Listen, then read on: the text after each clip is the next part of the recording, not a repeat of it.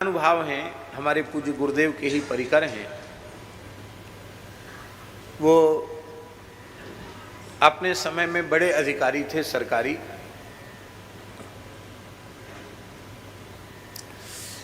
और उन्होंने अनुचित काम तो नहीं किया। जो अनधिकृत रूप से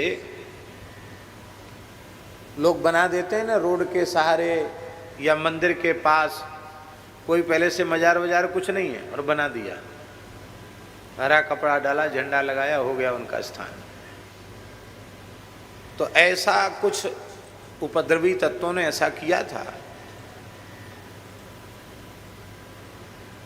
तो वो बड़े अधिकारी थे और वो पावर में थे, प्रदेश स्तर के बड़े अधिकारी थे।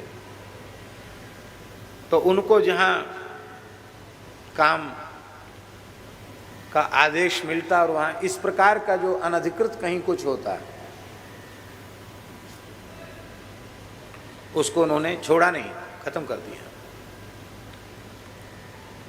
नौकरी तो उनकी हो गई, विरोध भी होता है, क्योंकि सरकारें ऐसी थी कि जो उनकी नीति ही तुष्टीकरण की थी, लेकिन वो बड़े सख्त और अत्यंत ईमानदार आदमी। अपने पूरे जीवन में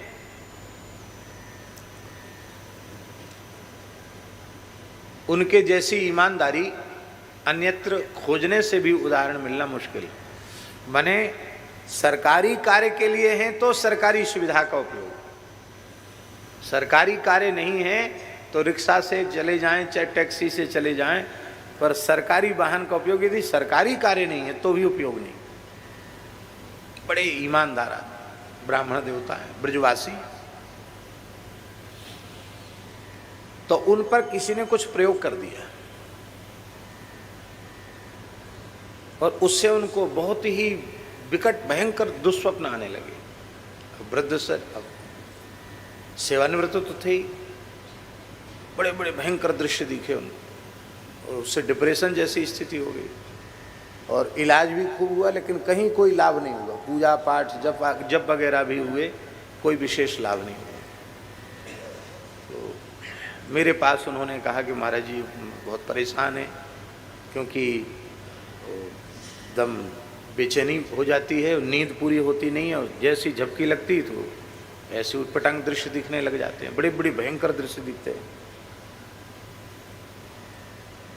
तो स्वयं तो अस्वस्थ थे, तो हमने वहाँ अपने हमारे बटुक ब्रह्मचारी वाराणसी में कुछ न कुछ पढ़ते ही हमारे, तो हमने उनको संदेश किया।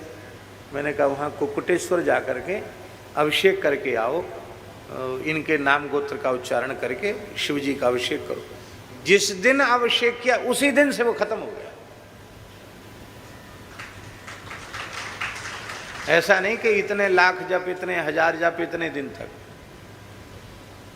तत्काल चमत्कार हो गया, दुस्वप्न की निवृत्ति हो गई।